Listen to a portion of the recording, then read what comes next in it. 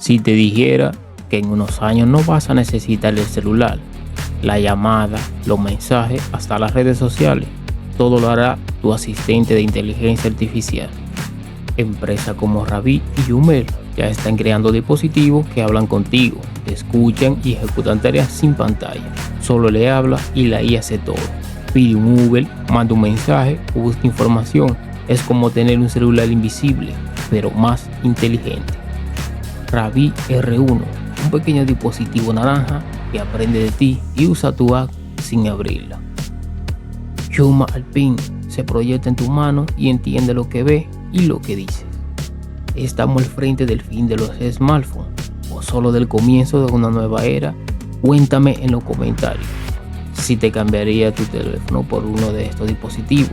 Y si olvidaste suscribirte, suscríbete, porque el futuro ya comenzó.